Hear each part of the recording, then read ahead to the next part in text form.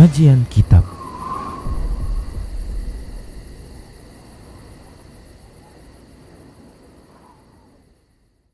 Assalamualaikum warahmatullahi wabarakatuh.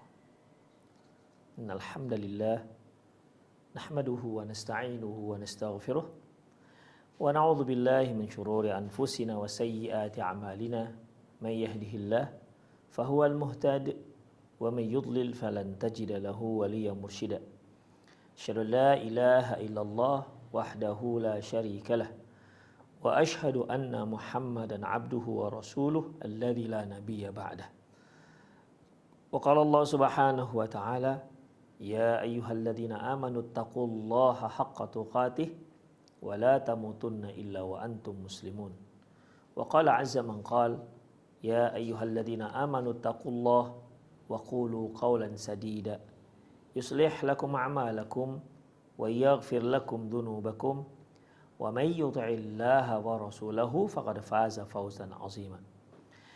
Ya ayyuhan nasu taqu rabbakumul ladzi khalaqakum min nafsin wahidah wa khalaqa minha zawjaha wa batha minhuma rijalan katsiran wa nisaa'a wattaqullaha alladzi tasaaluna bihi wal arham innallaha kana 'alaikum raqiba. Amma ba'du, nastaqal hadithi kitabullah wa khairal hadi hadi Muhammad sallallahu alaihi wasallam wa syarral umur muhdatsatuha wa kullu muhdatsatin bid'ah wa kullu bid'atin dhalalah wa kullu dhalalatin finnar.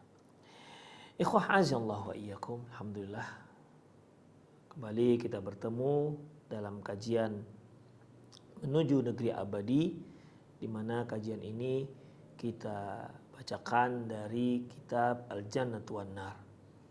Ikhwah azallahu wa iyyakum, kita masih membahas jenis-jenis azab yang Allah Subhanahu wa taala siapkan untuk orang-orang kafir, orang-orang mujrim, orang-orang durhaka, pelaku-pelaku maksiat. Di mana kita telah sebutkan beberapa jenis ya daripada azab, sudah sampai pada terakhir yaitu mengenai bagaimana azab neraka itu yang perihnya, deritanya ataupun sakitnya itu tidak hanya di kulit tapi juga sampai ke hati. Dan azab neraka itu ataupun penghuni neraka itu mereka ditenggelamkan dalam azab tersebut. Mereka akan rasakan dari depan, dari belakang, dari kanan, dari kiri, dari atas dan dari bawah. Mereka ditenggelamkan dalam azab tersebut dan pedihnya, perihnya, sakitnya itu sampai ke hati. Kita lihat lain ikhwah, jenis azab yang lain yaitu indilaqul am'a'i finnar, yaitu terburainya usus penduduk neraka. Fa fi sahihaini an Usamah bin Zaidin anin Nabi sallallahu alaihi wasallam, dari dalam hadis yang diriwayatkan oleh Imam Bukhari dan Muslim dari Usamah bin Zaid dari Nabi sallallahu alaihi wasallam, beliau bersabda, yuja'u birrajuli yaumal qiyamati, di hari kiamat nanti akan didatangkan seorang laki-laki, fayulqa finnar, laki-laki ini dicampakkan ke dalam api neraka, fatandaliqu aqtabuhu finnar, sehingga ususnya terburai di dalam api neraka. Terburai itu ikhwah, perutnya pecah dan ususnya terburai keluar. Fayaduru kama yadurul himar raha biraha, dan dia pun berjalan di dalam neraka ya, ataupun berputar-putar di dalam neraka itu bagaikan keledai yang memutar gilingan. Jadi ikhwah, dahulu itu ada gilingan dengan gilingan gandum ya, gandum mau digiling untuk jadi tepung, itu gilingannya itu diputar dengan tenaga keledai. Jadi batu ya, batu, kemudian ada batu di atasnya untuk untuk mengepit ya, untuk menggiling gandum tersebut. Sementara batu yang di atas ini disambungkan dengan kayu, ujung kayu ini itulah yang digunakan untuk memutar keledai, tenaga keledai berputar gitu. Jadi setiap kali berputar otomatis batu yang di atas ini akan menggiling, melumatkan biji-biji gandum. Demikian ikhwah. Keledai inilah yang memutar batu tersebut. Dan Rasulullah Sallallahu Alaihi Wasallam mengatakan bahwasanya orang ini akan dicampakkan ke dalam api neraka, pecah perutnya, terburai ususnya, dan dia berputar-putar dalam api neraka bagaikan keledai yang memutari batu gilingannya ataupun alat penggilingan.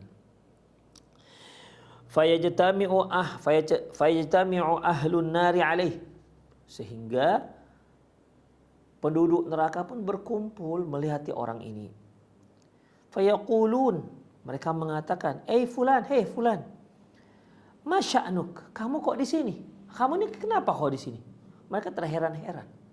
Penduduk neraka lain terheran-heran kenapa orang ini ada bersama mereka.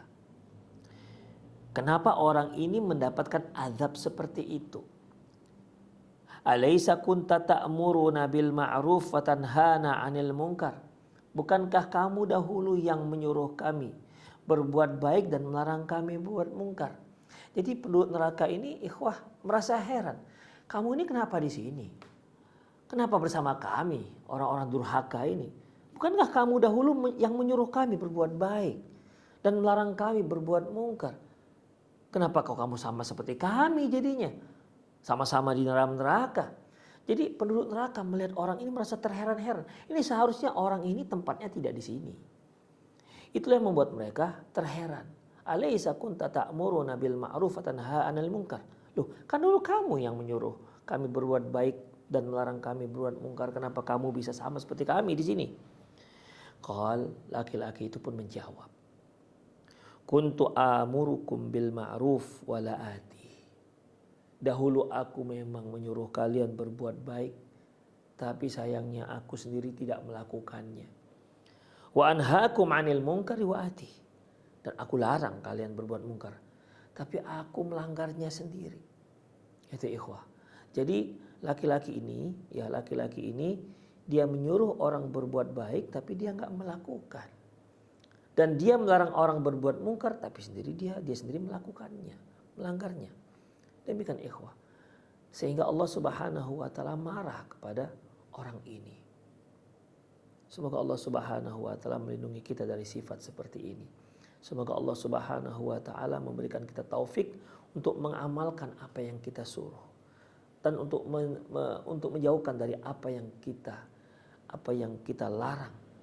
Karena itu semua adalah perintah dan larangan Allah yang berlaku untuk semua orang.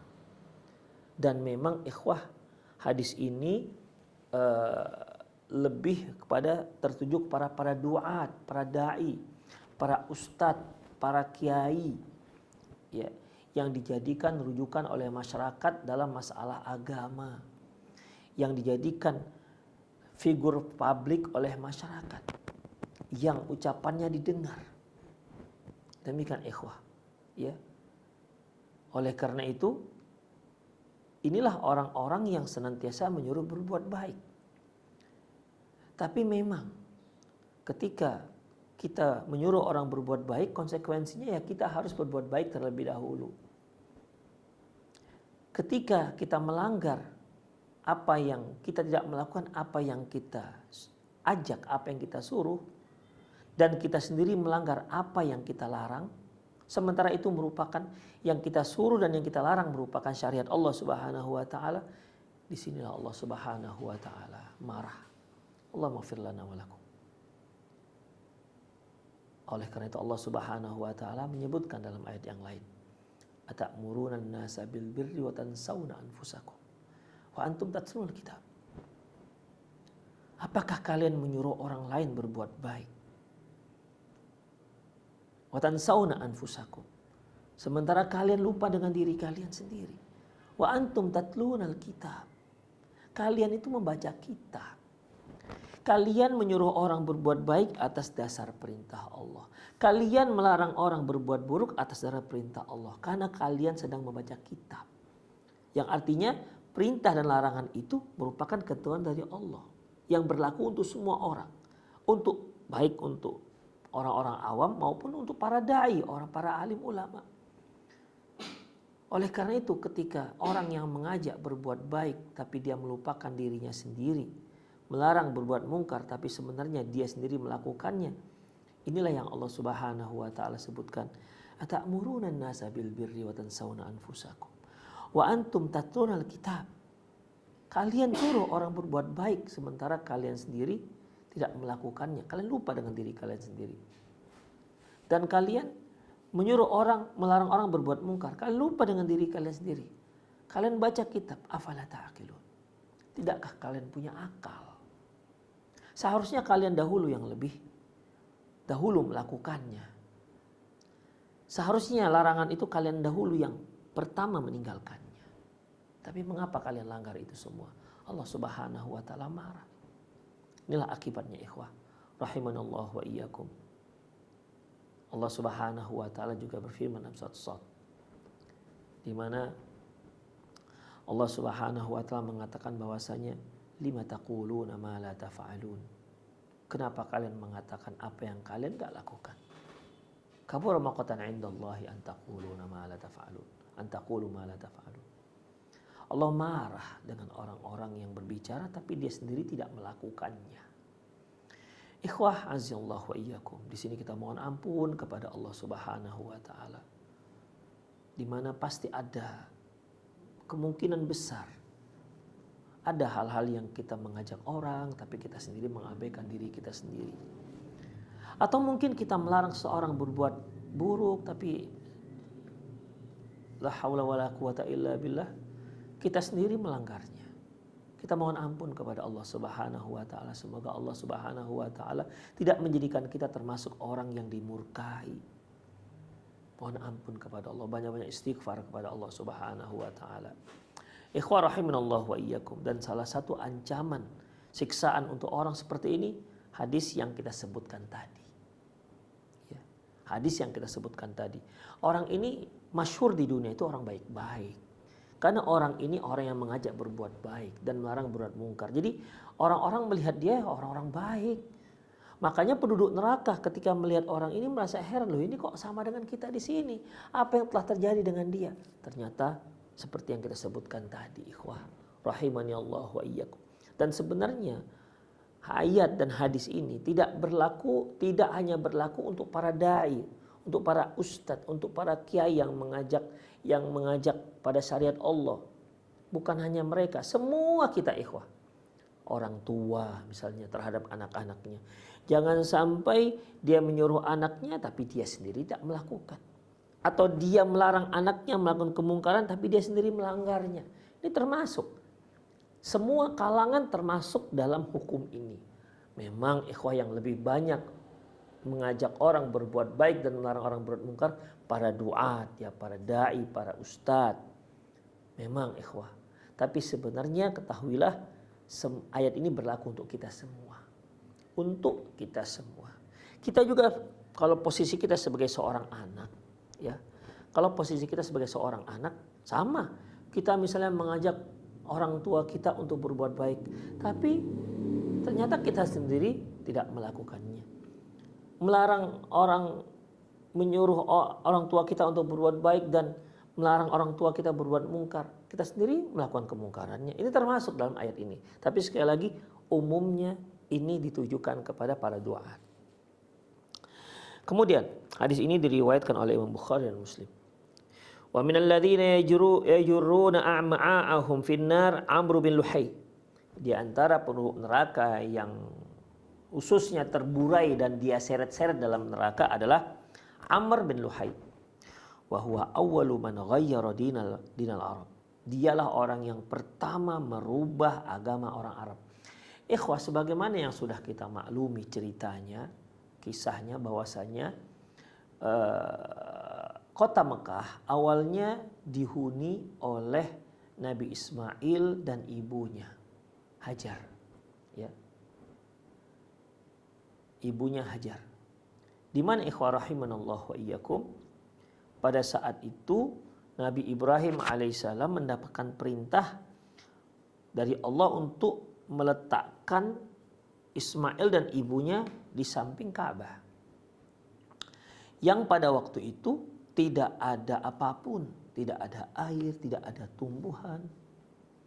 Sampai Nabi Ibrahim mengatakan, Rabbi inni askantu dzurriyyati fi biwadin dzurriyyati biwadin ghairi zar'in 'inda baitikal muharram. Ya Allah, aku telah tinggalkan anakku dan istriku, keturunanku di sebuah lembah di dekat tanah harammu, di dalam tanah harammu, maksud dekat Ka'bah. Itu ikhwah. Inilah orang pertama yang menghuni Mekah. Hingga akhirnya kisah yang sudah sama-sama kita ketahui, hingga muncullah air Zam-Zam dengan hentakan kaki malaikat, mengalirlah air Zam-Zam. Sementara waktu itu ikhwah, orang-orang Arab sangat membutuhkan air. Melihat di sana sudah muncul mata air Zam-Zam, maka pelan-pelan orang-orang Arab pun mulai merapat dengan Ismail dan ibunya. Suku Jurhum, suku yang pertama datang ke Mekah tersebut. Demikian ikhwah. Jadi sebenarnya Nabi Ismail dan ibunya itu bukan orang Arab. Suku Jurhum inilah yang orang Arab. Taib, kan kita ketahui bahwasanya Ismail dan ibunya adalah seorang yang bertauhid. Demikian ikhwah. Dan pada waktu itu juga agama tauhid berkembang di Mekah. Berkembang hanya menyembah Allah Subhanahu wa taala, tidak ada menyembah yang lain. Hingga akhirnya Amr bin Luhai ini membawa berhala, ikhwah. Dia pergi ke suatu tempat yang di sana penduduknya menyembah berhala, dia bawa berhala itu ke Mekah. Sementara Amr bin Luhai adalah pimpinan Mekah pada waktu itu, menjadi panutan kaumnya. Akhirnya, ya ikhwah, mulailah sejak saat itu berhala disembah di kota Mekah. Waqad ra'ahu Rasulullah sallallahu alaihi wasallam yajurru qasbahu finnar. Nabi melihat bahwasanya Amr bin Luhai menyeret-nyeret ususnya yang sedang terburai. Wa fi sahihaini an Abi Hurairah radhiyallahu an, dalam hadis yang diriwayatkan oleh Imam Bukhari dan Imam Muslim dari Abi Hurairah radhiyallahu anhu, qala, dia berkata, qala Rasulullah sallallahu alaihi wasallam, Rasulullah sallallahu alaihi wasallam bersabda, ra'aitu Amr bin Amir al-Khuzai yajurru qasabahu finnar. Aku melihat Amr bin Amir al-Khuzai, ini nama si Amr bin Luhai itu. Aku melihat Amr bin Amir al-Khuzai menyeret-nyeret ususnya yang sedang terburai di dalam neraka. Wa kana awwalu man siba as-sawaib. Dialah orang pertama yang menetapkan hukum sawaib. Saib ini ikhwah yaitu unta ataupun hewan yang diniatkan untuk berhala. Ya, apakah unta? Jadi kalau yang pemilik unta ini sudah meniatkan ini unta untuk berhala, maka unta ini tidak boleh disembelih, tidak boleh dijadikan sebagai kendaraan. Dia dibiarkan begitu saja. Demikian ikhwah, karena sudah diniatkan untuk berhala. Inilah hewan saib namanya. Dan Amr bin Luhai lah yang pertama melakukan hal tersebut dan diikuti oleh orang-orang Arab yang lainnya. Demikian ikhwah. Jadi terburainya usus dalam neraka itu merupakan salah satu jenis azab dalam api neraka. Kita lanjutkan lagi ikhwah. Quyudu ahlin nari wa aghlaluhum wa salasiluhum wa matariquhum, yaitu belenggu, rantai-rantai dan martil-martil untuk penghuni neraka. Belenggu, kemudian rantai-rantai, martil-martil, ya untuk api neraka, untuk penghuni neraka. A'addallahu li ahlin nari fin nari salasila wa aghlalan wa quyudan wa matariqah. Bahwasanya Allah Subhanahu wa taala sudah menyiapkan untuk penduduk neraka rantai, belenggu-belenggu, martil-martil. Sebagaimana yang Allah Subhanahu wa taala firmankan dalam surah Al-Insan ayat 4. Inna a'tadna lil kafirina salasila wa aghlala wa sa'ira. Kata Allah. Sesungguhnya kami sudah siapkan untuk orang-orang kafir. Sesungguhnya kami sudah siapkan untuk orang-orang kafir salasil, rantai-rantai, wa aghlala, dan belenggu-belenggu, wasa'ira, dan api yang menyala-nyala. Demikian juga Allah Subhanahu wa taala menyebutkan dalam surat Al-Muzammil ayat 12-13. Inna ladaina ankalau wa jahima. Sesungguhnya kami sudah siapkan belenggu-belenggu dan api yang menyala-nyala, wa jahima. Wa ta'aman dza ghussatin, dan juga sudah kami siapkan makanan-makanan yang akan nyangkut di tenggorokan. Ikhwan, ini merupakan siksaan. Makan merupakan sebuah kenikmatan. Makan merupakan sebuah kenikmatan bagi penduduk dunia. Tapi makan ini tidak menjadi kenikmatan. Makan ini akan menjadi siksaan. Ikhwah, saya yakin semua kita pernahlah mengalami bagaimana perihnya ketika kita keselak makanan. Apa yang namanya? Keselak namanya ya. Demikian. Kita lagi makan, tiba-tiba keselak. Masya Allah, itu pedihnya luar biasa. Kalau kita lihat dalam ilmu biologi, itu makanan yang seharusnya masuk ke saluran makanan, dia masuk ke saluran kerongkongan. Itu luar biasa pedihnya, ikhwah. Kita bisa menangis dibuatnya. Nah, itu masih keselak hanya satu butir nasi atau sedikit air, kita bisa merasakan kepedihannya. Bagaimana kalau di neraka dia makan nyangkut di tenggorokan? Gimana luar biasa pedihnya itu. Itulah salah satu jenis azab yang Allah Subhanahu wa taala siapkan. Wa ta'aman dza ghussah, makanan yang membuat nyangkut di tenggorokan. Tidak jadi nikmat, tapi menjadi siksaan. Wa adzaban alima, dan juga azab yang sangat pedih. Wal aghlalu tudau fil anak. Kemudian belenggu-belenggu itu diletakkan di leher. Belenggu-belenggu tersebut diletakkan di leher. Sebagaimana firman Allah Subhanahu wa taala dalam surat Saba ayat 33. Waja'alnal aghlala fi a'naqil ladzina kafaru. Dan kami letakkan belenggu-belenggu di leher orang-orang kafir. Hal yujzauna illa ma kanu ya'malun.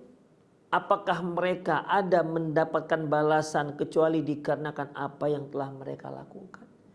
Di sini Allah Subhanahu wa taala mengingatkan kepada kita bahwasanya Allah Subhanahu wa taala memberikan azab yang luar biasa untuk penduduk neraka. Dan Allah mengatakan itu semua bukan dikarenakan kezaliman dari Allah. Itu semua Allah berikan pantas untuk apa, sebagai balasan apa yang pernah mereka lakukan semasa di dunia. Makanya ketika Allah Subhanahu wa taala mengatakan waja'alnal aghlala fi a'naqil ladzina kafaru, dan kami jadikan bahwasanya belenggu-belenggu tersebut membelenggu leher-leher orang-orang yang kafir. Hal yujzauna illa ma kanu ya'malun. Bukankah mereka itu tidak diazab kecuali sebagaimana yang pernah mereka lakukan? Tidak ada azab yang melebihi dari apa yang melebihi dari kesalahan yang mereka lakukan, tidak ada. Semuanya setimpal. Kemudian dalam surat Ghafir ayat 71 Allah Subhanahu wa taala berfirman, "Idzil aghlalu fi a'naqihim was-salasilu yushabun." Sungguh belenggu itu diletakkan di leher mereka, was-salasil, dan mereka pun dililit dengan rantai. Yushabun, dan mereka diseret. Belenggu besi membelenggu leher mereka, kemudian juga dengan rantai, dan mereka pun diseret Demikian ikhwah. Jadi bukan disuruh jalan, tapi diseret. Mereka pun diseret. Wal ankalu al-quyud summiyat ankal li'anna Allah yu'adzibuhum wa yanqulu bihim biha. Adapun angkal di sini kan firman Allah Subhanahu wa taala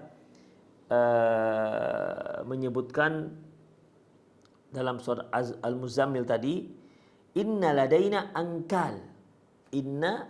ankala wa jahima. Kenapa dikatakan angkal? Angkal itu adalah quyud, yaitu belenggu.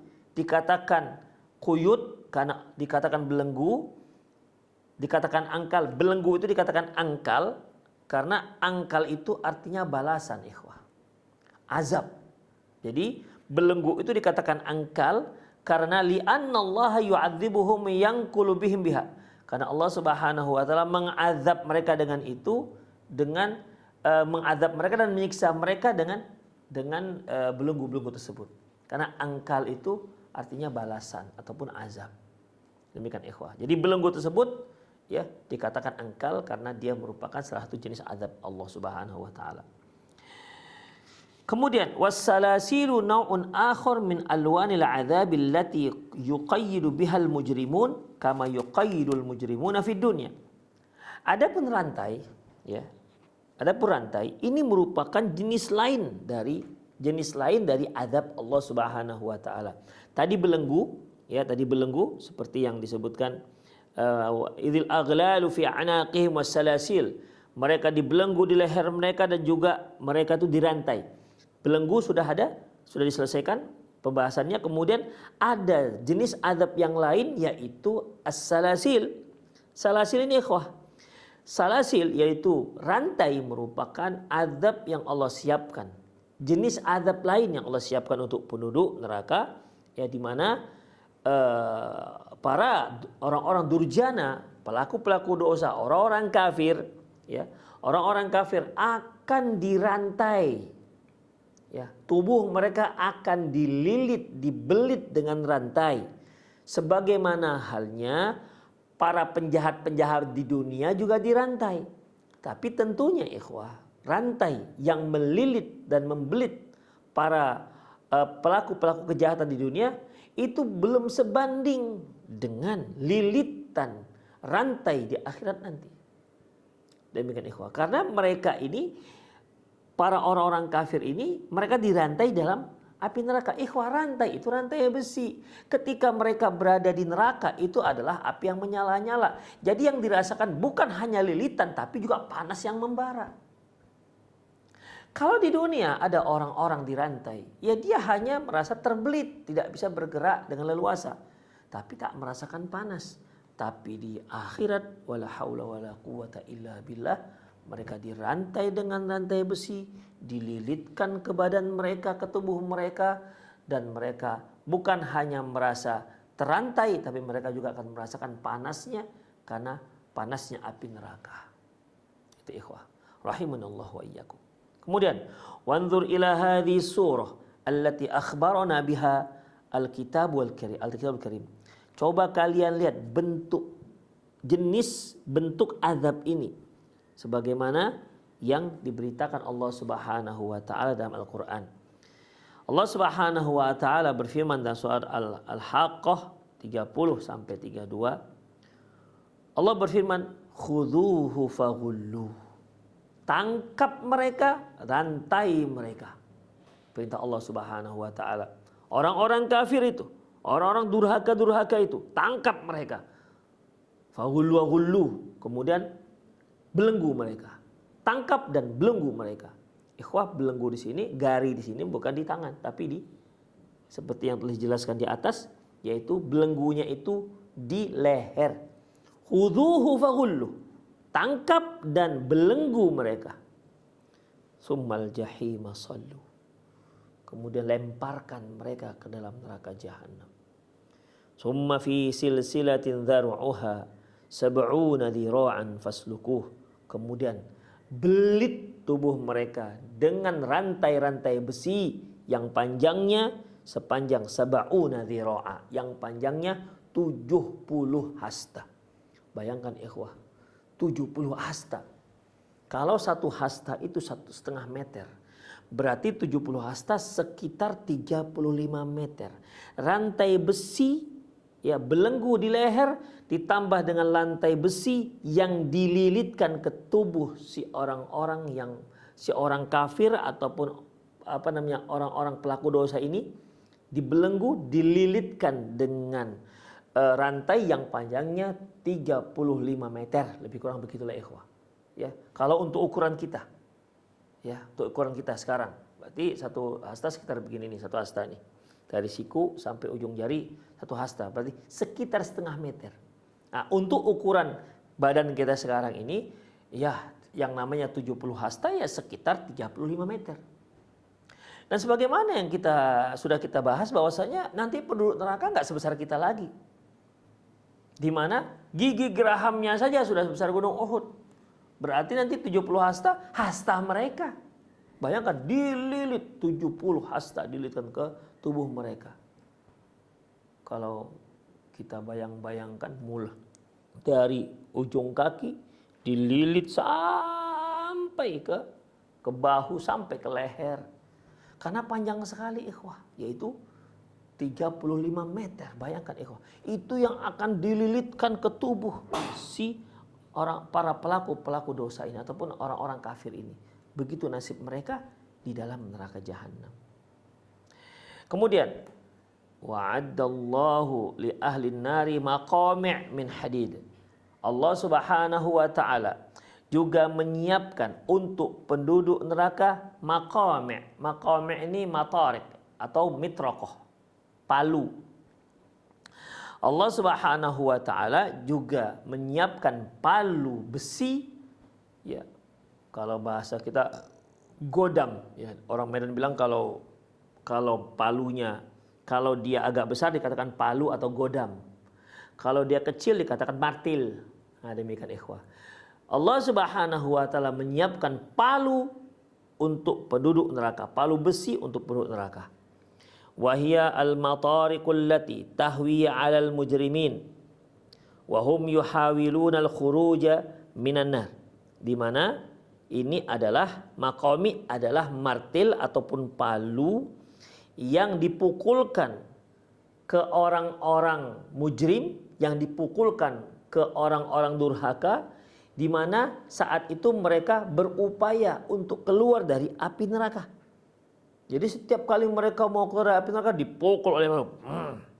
Ya, dipukul. Setiap kali mau keluar dipukul lagi. Set. Ya, dipukul kepalanya atau orangnya.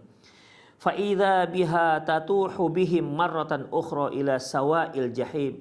Ketika dipukul, mereka pun terjatuh kembali ke dasar neraka. Mereka naik lagi, ya. Sudah kira-kira hampir keluar, dipukul dengan martil ini, dengan palu ini, mereka pun akhirnya kembali terjatuh ke dalam dasar api neraka. Demikian seterusnya. Dalam soal Hajj ayat 21-22, Allah Subhanahu wa taala firman, walahum maqami'u min hadid. Sungguh untuk mereka ada palu-palu yang terbuat dari besi. Kullama aradu an yakhruju minha. Setiap kali mereka ingin keluar dari neraka tersebut, min ghammin, dari siksaan tersebut, u'idu fiha, dan mereka pun dikembalikan.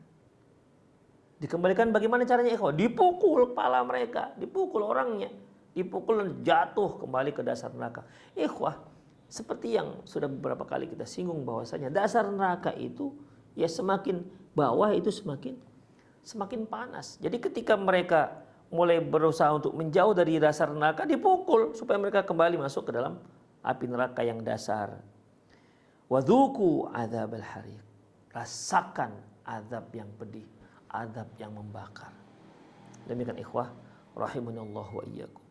Jadi dari beberapa ayat yang kita bacakan tadi bahwasanya Allah Subhanahu wa taala menyediakan pengkait, menyediakan belenggu, menyediakan rantai besi, ya, dan menyediakan martil-martil besar ataupun palu-palu untuk sebagai alat untuk menyiksa penduduk neraka. Demikian ikhwah. Semoga Allah Subhanahu wa taala menjauhkan kita dari azab seperti ini. Berikutnya ikhwah, jenis azab yang lain yaitu qarnu ma'budatihim wasyayatinihim bihim finnar. Allah Subhanahu wa taala akan memasukkan ke dalam api neraka semua sesembahan mereka dan semua setan-setan mereka. Akan disertai kepada mereka dengan mereka dalam api neraka.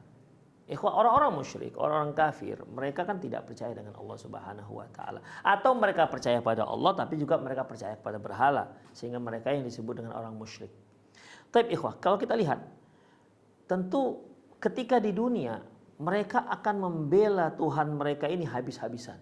Bahkan mereka bisa berani menumpahkan darah mereka. Mereka keluarkan, mereka berkorban harta nyawa untuk membela berhala-berhala mereka ini. Tuhan-Tuhan mereka ini yang mereka anggap mereka sedang berada dalam posisi yang benar. Mereka anggap layak yang mereka sembah itu sebagai Tuhan. Dan sebagai bentuk penghinaan mereka, mereka dimasukkan ke neraka. Tuhan-Tuhan mereka pun sekaligus dimasukkan ke dalam api neraka. Biar tahu mereka. Menunjukkan supaya mereka benar-benar menyesal. Jadi kalau hanya mereka yang dimasukkan ke neraka, ya paling menyesal saja. Tapi ketika Tuhan yang mereka sembah pun dimasukkan dalam api neraka, itu lebih menyesal lagi. Ternyata memang benar-benar tak layak untuk disembah. Gara-gara itu mereka masuk neraka kekal selamanya. Itu sebuah penghinaan dari Allah Subhanahu wa taala untuk orang-orang musyrik. Baik. Kanal kuffaru wal musyrikuna yu'azzimuna al-alihata allati ya'budunaha min dunillah. Sesungguhnya orang-orang kafir, orang-orang musyrik, mereka sangat mengagung-agungkan Tuhan-Tuhan mereka yang mereka sembah selain Allah. Yudafi'una anha, bahkan mereka membela Tuhan-Tuhan mereka ini habis-habisan. Wa yubadziluna fi sabili dzalika an-nafsa wal mal, dan mereka rela untuk menghabiskan, menafkahkan, mengeluarkan harta, bahkan mereka rela mengorbankan jiwa mereka untuk membela Tuhan-Tuhan mereka. Demikian ikhwah. Bahkan mereka ya saling menasihati itu ikhwah, saling mengingatkan. Makanya kalau kita lihat dalam surat Nuh, apa kata kaum-kaum yang menyembah berhala? Wa qalu la tadarunna alihatakum. Mereka katakan kepada para penyembah berhala yang dimana Nabi Nuh itu sering datang mengingatkan bahwasanya ini berhala ini enggak ada manfaat sedikit pun. La tadurru wa la tanfa, tidak bisa memberi mudarat dan juga tidak bisa memberi manfaat. Demikian ikhwah. Banyak yang goyah ya, yang goyah juga dengan keyakinan mereka. Makanya para orang-orang yang menyembah berhala ini, yang sangat fanatik dengan penyembahan berhala ini, mereka juga memberikan masukan. Apa kata mereka? Wa qalu la tadarunna aliyatakum wa la tadarunna wadda wa la suwa'a wa la yaghutsa wa ya'uq wa nasra. Mereka katakan, jangan kalian tinggalkan ya berhala-berhala kalian. Itu sudah betul itu. Yang kita lakukan itu sudah betul katanya, sudah benar. Wala tadarunna waddan wala suwa'an wala yaghutsa wa ya'uq wa nasra. Jangan kalian tinggalkan menyembah Waddan, Suwa', Yaghuts, Ya'uq, Nasra, 5 Tuhan ini. Jangan kalian tinggal. Demikian ikhwah. Ya. Bahkan dalam ayat yang lain mereka mengatakan wasbiru ala ahlihatikum, lebih kurang ikhwah. Artinya sabarlah kalian dalam menyembah Tuhan kalian. Artinya kalian sembah berhala ini dan bersabar. Bahkan ada cobaan-cobaan. La haula wala quwata illa billah. Ternyata orang-orang kafir pun merasa mereka mendapat cobaan. Padahal mereka berada di atas kekufuran, dalam kekufuran. Orang-orang musyrik juga mereka berasa sedang dicoba. Padahal mereka berada di atas keyakinan yang batil. Itu ikhwah. Wasbiru ala alihatikum. Sabarlah kalian dalam menyembah Tuhan-Tuhan kalian. Ini ikhwah. Jadi dalam masalah ini, wahai orang-orang yang berpijak di atas agama yang benar, berpijak di atas hak, maka bersabarlah. Karena sesungguhnya orang-orang musyrik itu pun bersabar dengan kebatilan yang mereka lakukan. Kita sebagai orang-orang bertauhid, yang kita ingin mentauhidkan Allah Subhanahu wa taala, memurnikan akidah di negara kita ini agar mereka terlepas dari kemusyrikan. Ini perlu kesabaran. Karena mereka juga orang-orang yang melakukan kesyirikan, karena mereka merasakan mereka di atas kebenaran. Dan mereka merasa kita harus bela ini kebenaran. Kita harus keluarkan harta kita untuk membela. Bahkan kita rela mengorbankan nyawa kita untuk kebatilan itu. Tapi mereka kan karena mereka meyakini itu sebuah kebenaran. Demikian ikhwah. Jadi kalau mereka saja yang menantang Allah Subhanahu wa taala berada di atas kekufuran, mereka berusaha untuk membela habis-habisan mati-matian.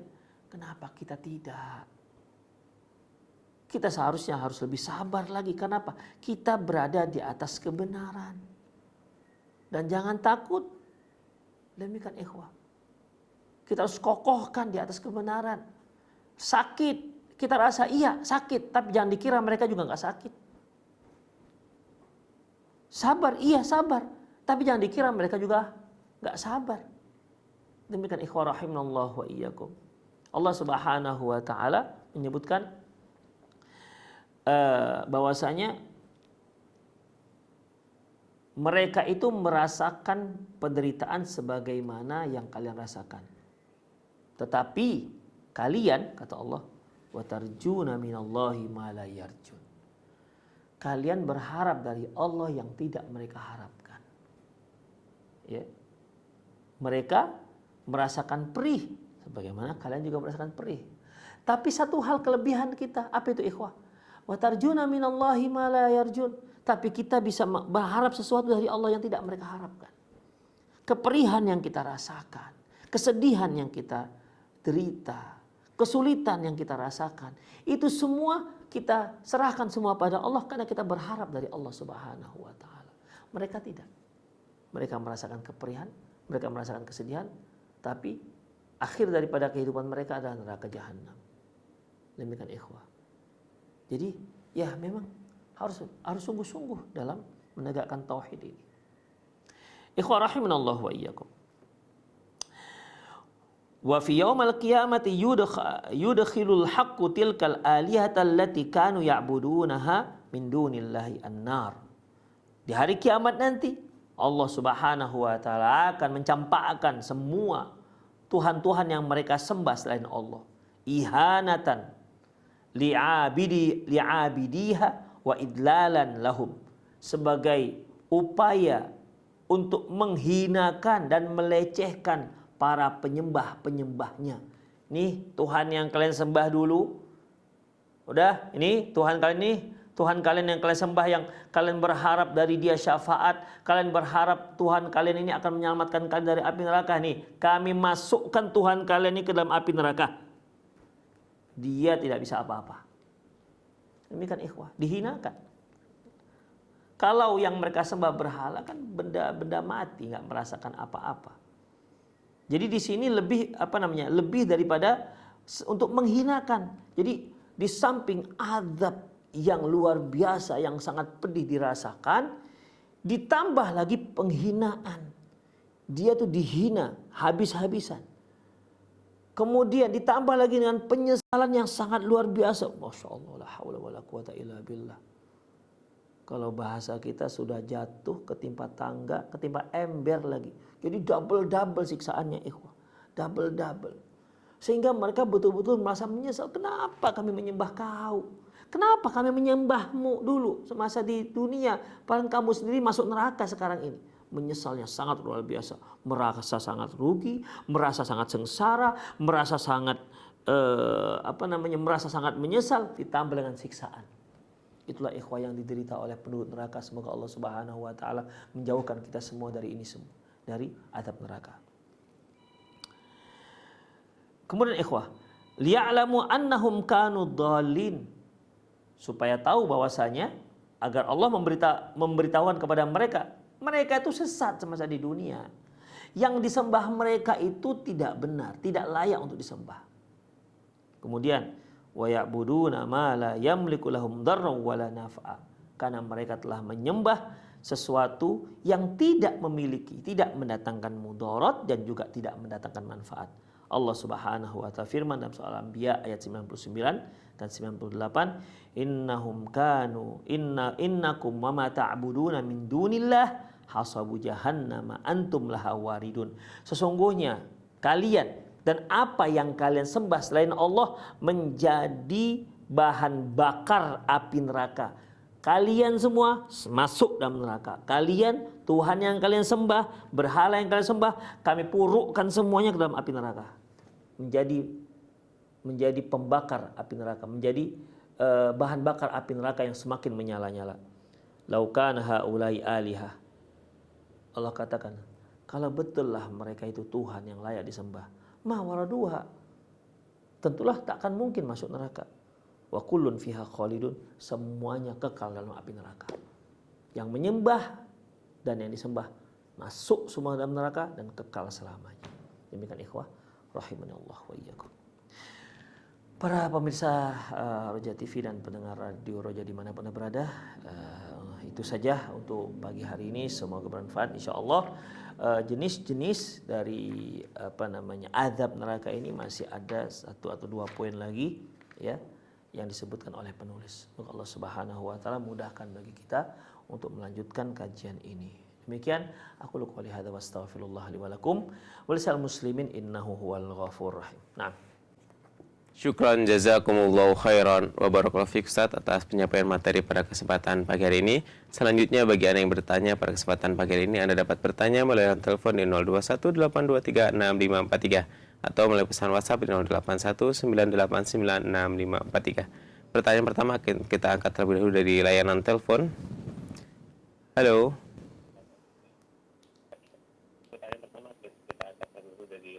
Halo. Halo, Assalamualaikum. Waalaikumsalam warahmatullahi. Dengan Ibu siapa nih, mana Bu? Ibu Aryani di Majalengka. Silakan pertanyaannya, Bu. Dulu, sewaktu saya hamil, saya tetap mengerjakan pekerjaan rumah sehingga saya keguguran.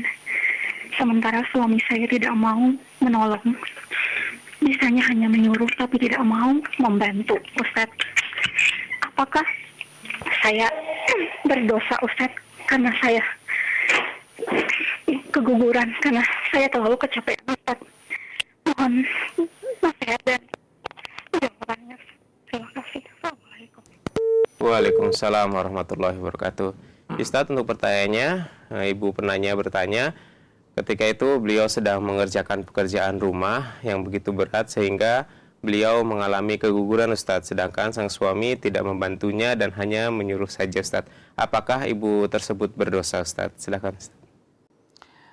insyaallah la haula wala quwata illa billah. Bagi ibu yang di Majalengka, yang namanya hukum selalu terkait dengan beberapa hal. Di antaranya tahu. Seorang apabila dia tahu perkara tersebut dilarang, tapi dia langgar, maka dia berdosa. Tapi kalau dia nggak tahu itu satu hal yang terlarang, dia langgar, dalam Islam dia nggak berdosa. Yang kedua yaitu sengaja. Seorang apabila melakukan dosa dengan tidak sengaja, maka dia nggak berdosa. Kalau dia sengaja, baru dia berdosa. Yang ketiga, dia terpaksa. Seorang apabila melakukan dosa karena dipaksa, maka dia nggak berdosa. Tapi kalau dia tak terpaksa, dia lakukan, maka dia berdosa.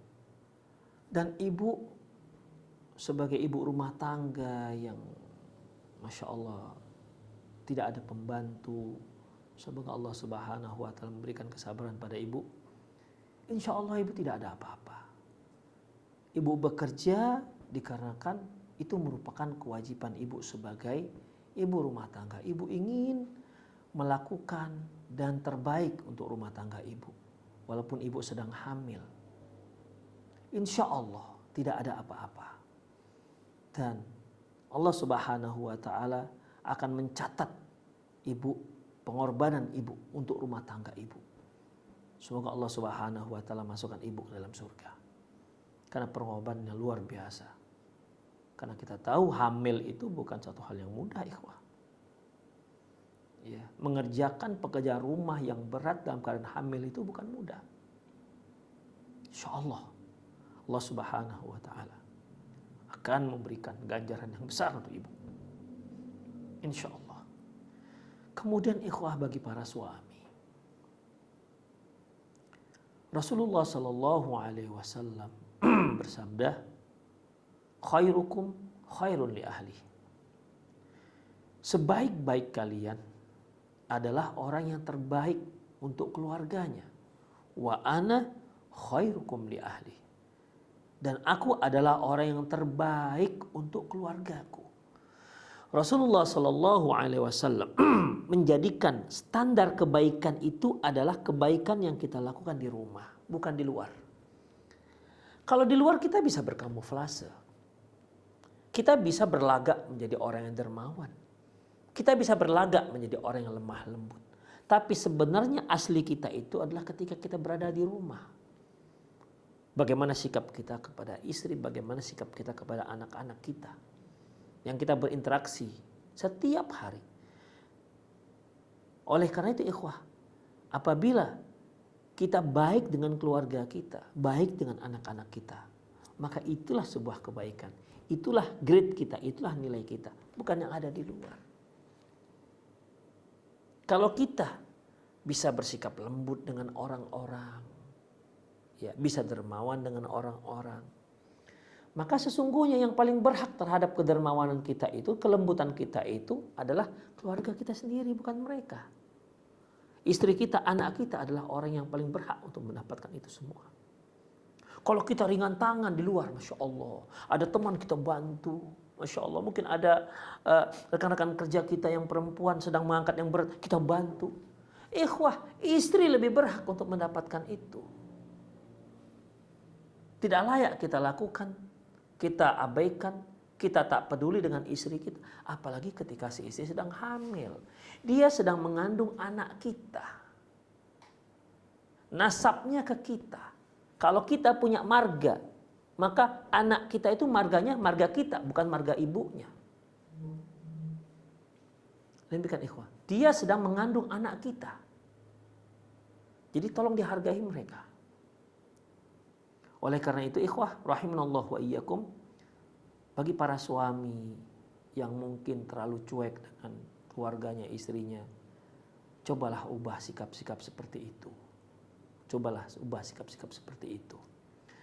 Para istri juga ketika dia melihat kok suaminya cuek, lebih suka main game ketimbang membantu istri misalnya, cobalah dibicarakan dengan cara yang terbaik. Komunikasikan dengan cara yang terbaik. Terkadang suami itu cuek dengan istrinya dikarenakan istri yang suka ngomel. Sehingga akhirnya suami ya tidak begitu peduli akhirnya. Terkadang para istri nggak sopan kepada suami. Akhirnya suami ya bersikap seperti itu. Jadi dingin. Sementara di luar sana banyak orang-orang yang sopan kepada mereka. Jadi suami istri memang harus banyak berkomunikasi dan harus banyak introspeksi diri. Harus banyak introspeksi diri. Ikhwah rahimanallah wa iyyakum. Karena rumah tangga itu sebuah ibadah yang cukup panjang. Membutuhkan kesabaran yang sangat tebal. Bukan sehari dua hari ikhwah. Bisa bertahun-tahun. Dan memang harus banyak memaafkan. Karena pasangan kita bukan pasangan yang tak pernah berbuat salah, sebagaimana istri bukan orang yang tak pernah berbuat salah, sebagaimana suami bukanlah manusia yang gak pernah bersalah. Kita orang-orang yang bersalah, tapi kita bisa minta maaf, kita bisa bertobat kepada Allah, memperbaiki semaksimal mungkin. Oleh karena itu ikhwah rahimanallah wa iyyakum, ya, kita Allah perintahkan untuk beribadah kepada Allah dengan cara diantaranya menikah. Idza tazawwaja al-'abdu faqad istakmala nisfaddin. Apabila seorang hamba itu menikah, dia sudah menyempurnakan setengah agamanya. Fattaqun nisfal baqin, maka bertakwalah kalian dengan setengah yang lainnya. Oleh karena itu, ibu ya, yang di Majalengka, bersabar, ya, dan ibu tidak berdosa insya Allah, karena itu bukan sebuah kesengajaan. Ibu tidak berdosa insya Allah, karena itu bukanlah sebuah kesengajaan. Adapun tugas-tugas rumah tangga ibu yang ibu rasa berat, serahkan ini semua kepada Allah Subhanahu wa Ta'ala. Jadikan niat ibu sebagai ibadah, karena ketika seorang istri melakukan tugas-tugas rumah tangga dengan berniat ini adalah perintah Allah, insya Allah setiap tetes keringat, setiap tenaga yang dia keluarkan untuk rumah tangganya itu ibadah. Bahkan lebih afdal ketimbang ibadah-ibadah sunnah. Karena itu sebuah kewajiban. Ibu mencuci piring yang saya yakin tidak pernah habis-habisnya. Beda halnya dengan ibu-ibu yang punya pembantu. Banyak di antara kita ibu-ibu yang mencuci sendiri. Baju yang tak pernah habis-habisnya. Dicuci, besok kotor lagi, cuci lagi. Demikian seterusnya. Terkadang sambil sedang hamil, perut sedang hamil besar, tangan kanan sedang menggoreng, kaki mengepel lantai. Niatkan itu semua karena Allah Subhanahu wa Ta'ala. Insya Allah, dan itu merupakan ibadah kepada Allah Subhanahu wa Ta'ala. Jangan karena perintah suami. Ya. Kalau karena suami nanti ibu bosan. Karena suami itu bukan malaikat. Pasti ada hal-hal yang membuat jengkel. Niatkanlah itu karena Allah Subhanahu wa Ta'ala.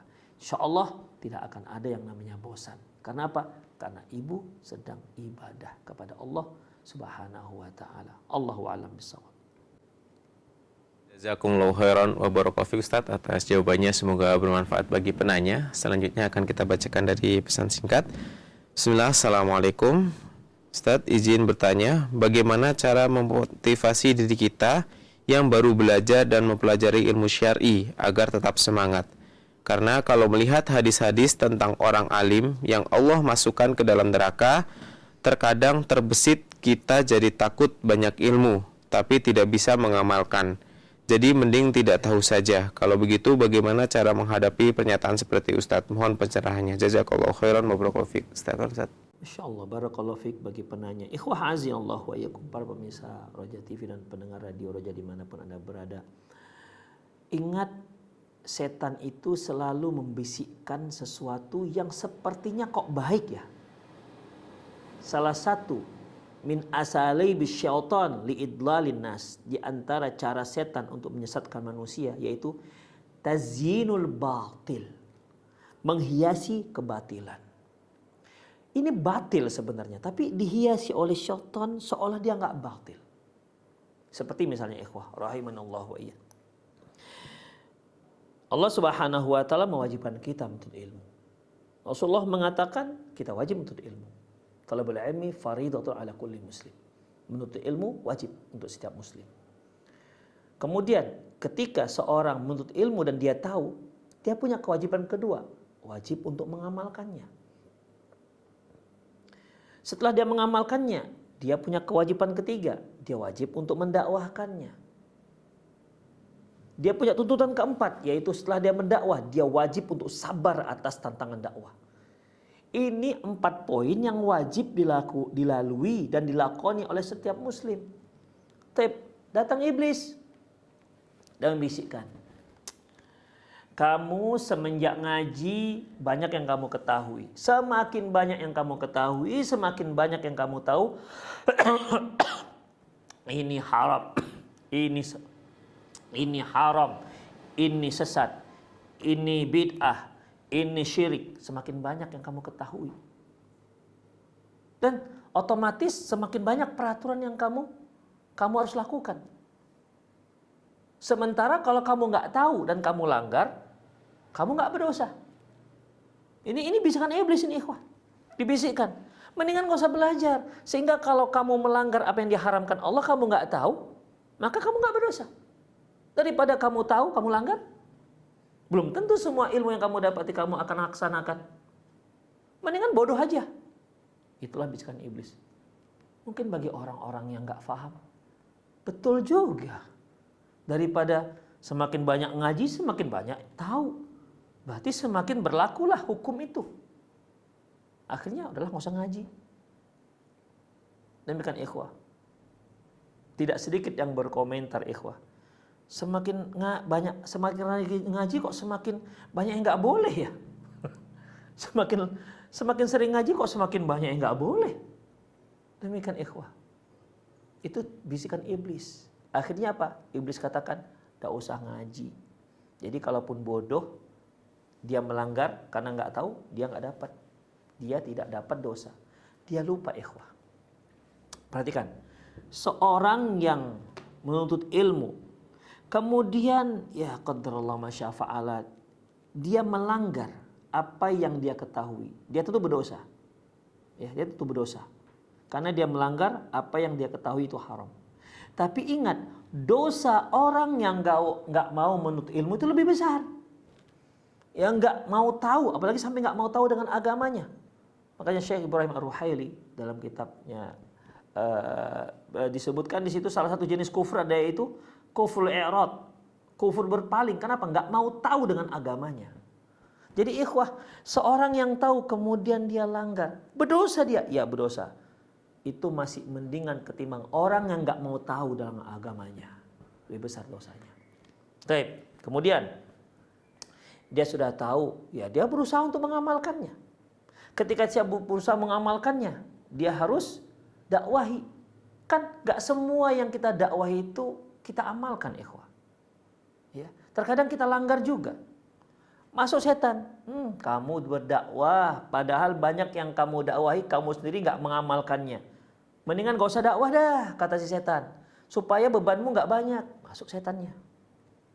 Akhirnya apa? Itu cara setan supaya menghentikan para duat, para dai supaya nggak berdakwah. Dengan alasan kamu belum mengamalkannya. Ikhwah, kita tahu, kita berusaha untuk mengamalkannya. Semuanya kita berusaha untuk menyampaikannya. Dia menyampaikan, masuk lagi setan. Nanti kamu nggak sabar dalam berdakwah. Sementara dakwah itu banyak loh onak durinya, fitnahnya. Kamu sanggup nggak?